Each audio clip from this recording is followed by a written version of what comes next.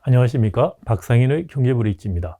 오늘과 다음 동영상에서는 미국 재벌의 형성과 해체에 대해서 살펴보도록 하겠습니다.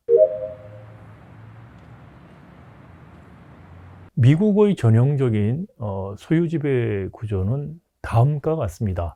먼저 상장 기업들 경우에 지배주주가 없는 이른바 소유분산 기업이라는 것입니다.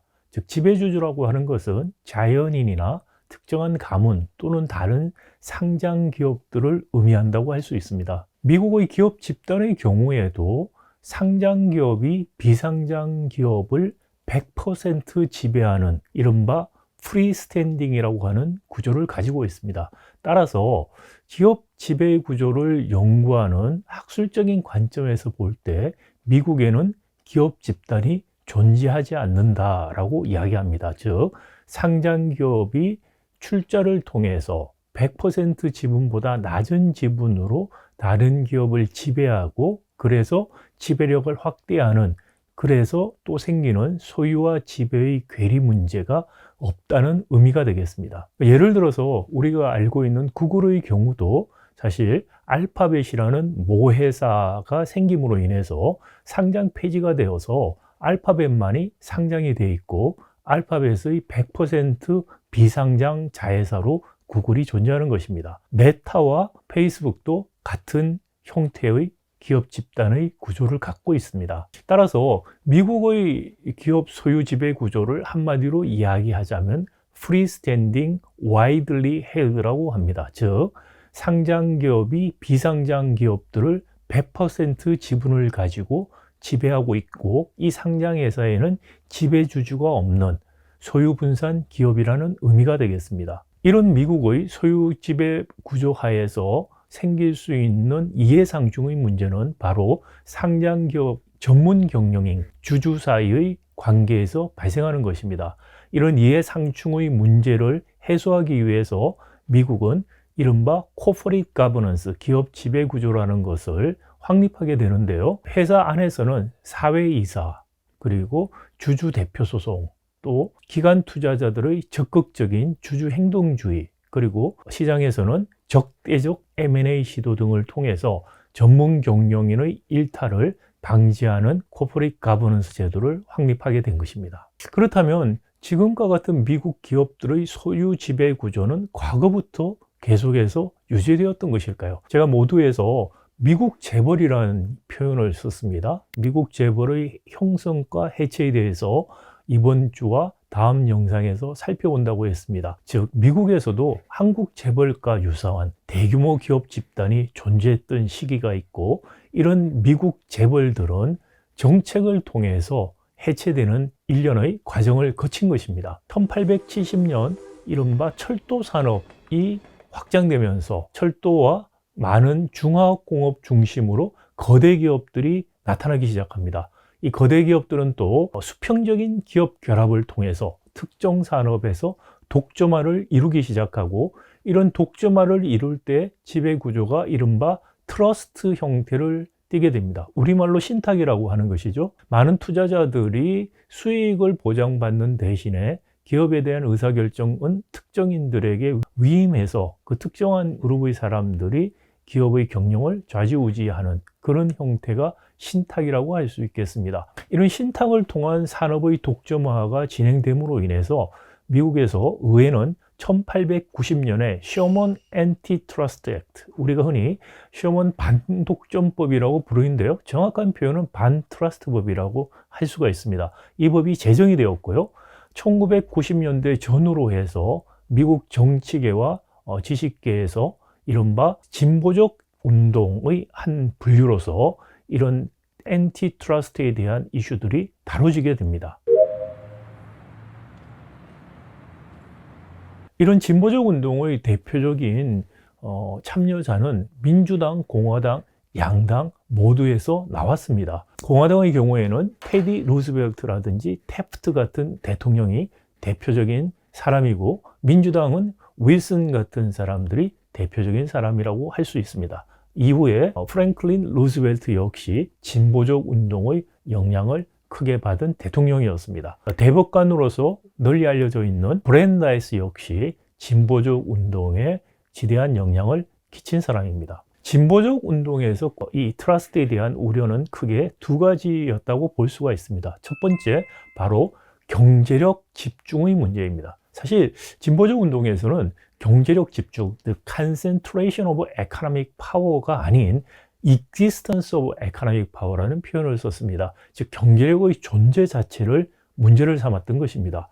경제력이 존재한다는 것은 바로 사회에 게이트키퍼가 존재하는 것이다 라고 이해를 했습니다. 즉 어떤 사람들이 성공하기 위해서는 이 게이트키퍼에게 잘 보여야만 하는 그런 상황이 바로 경제력 집중의 상황 또는 경제력이 존재하는 상황이라고 봤던 것입니다. 또한 이런 경제력의 집중 또는 존재로 인해서 이해상충의 문제와 불법 행위들이 만연할 수 있다는 것을 우려했습니다. 따라서 민주당, 공화당, 양당의 개혁 세력들과 지식인들이 손을 잡고 이런 트러스트의 문제를 해결하기 위해서 노력을 하게 된 것입니다. 그 결과 1911년에 가장 중요하고 거대했던 트러스트였던 스탠더드 오일을 분할하는 결정이 미국 대법원에 의해서 이루어지게 됩니다.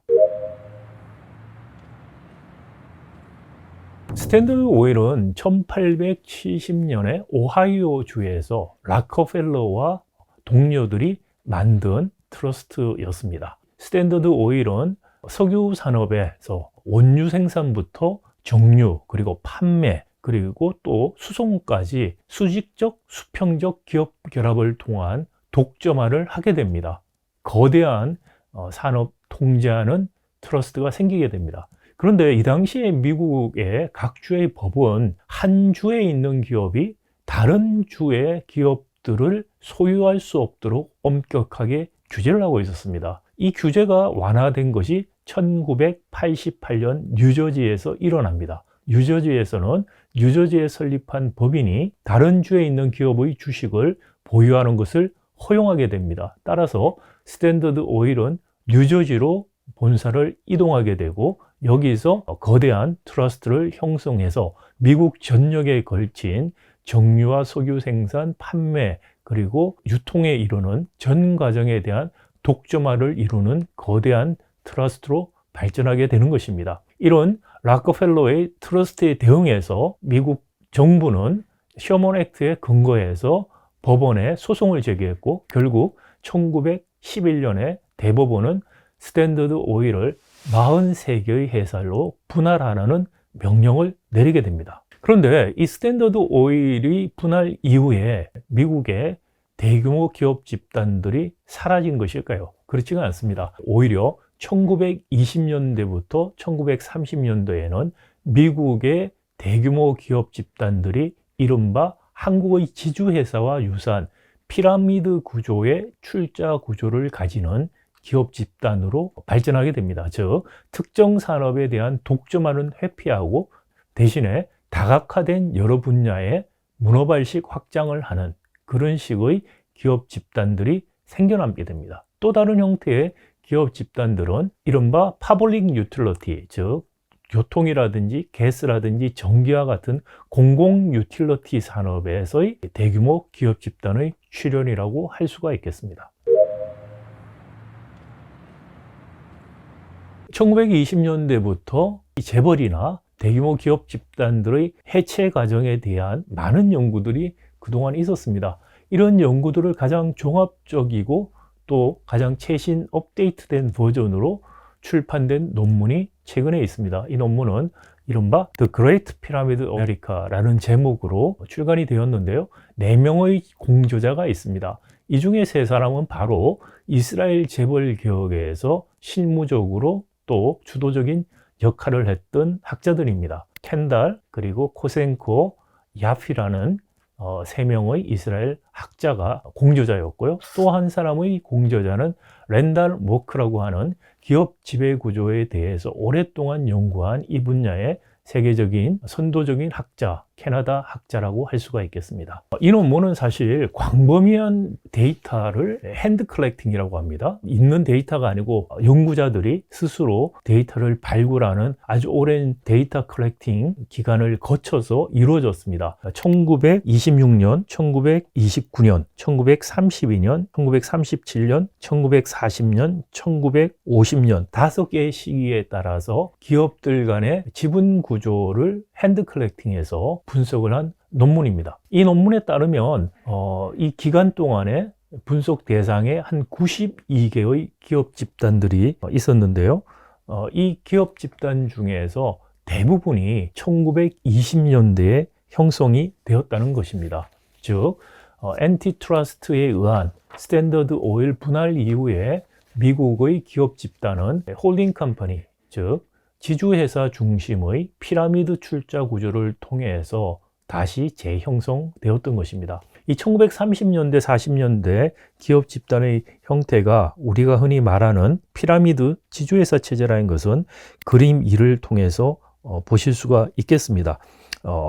출자 단계가 많은 경우에 8단계 이상까지 내려가는 기업 집단도 있었습니다. 대표적인 기업들로 인슐 그룹이라든지 펜실베니아 레일로드 그룹의 출자 단계 그림을 보시면 도표와 같습니다. 그런데 다음 그림에서 보시는 것처럼 이런 미국의 대규모 기업 집단들은 1930년대, 20년대, 30년대에 가장 큰 비중을 차지하다가 40년대부터 줄어들고 50년대 이후에 사실상 사라지게 되는 수순을 밟게 됩니다. 또 이 기업 집단들의 특징들을 보면 다음과 같은 것들을 알 수가 있습니다. 먼저 이 대규모 기업 집단들의 반 정도가 지배주주가 퍼블릭 컴퍼니, 즉 상장 기업이었다는 것입니다. 즉 소유 분산된 상장 기업이 정상에 있는, 우리말로 하면 총수가 없는 대규모 기업 집단들이 반 정도 됐고요. 반 정도는 총수가 있는, 우리가 말하는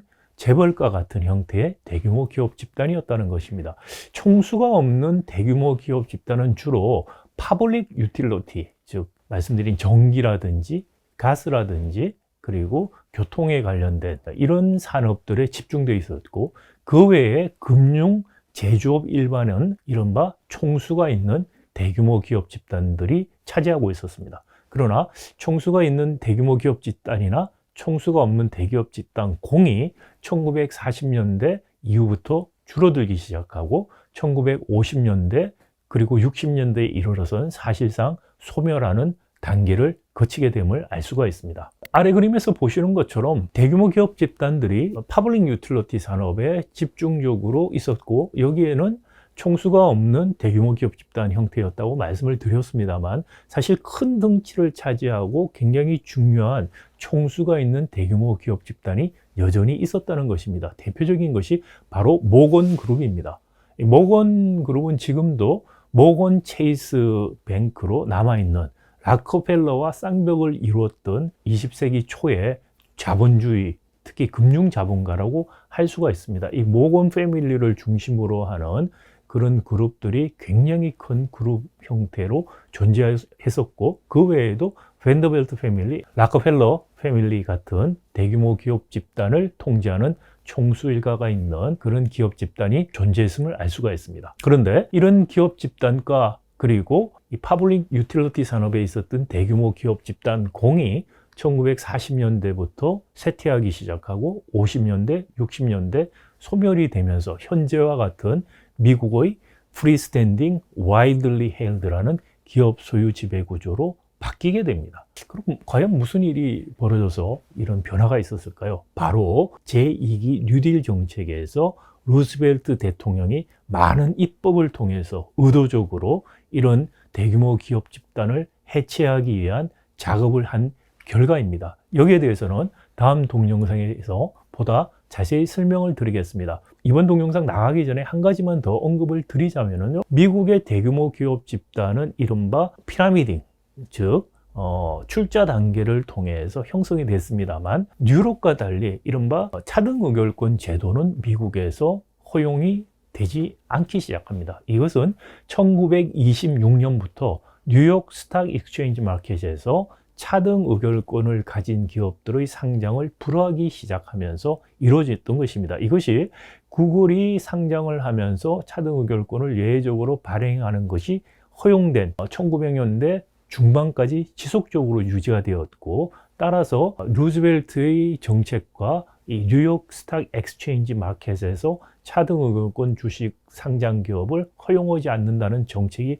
합쳐져서 미국 기업의 소유 지배 구조가 현재와 같은 형태를 가지게 되었던 것입니다. 감사합니다.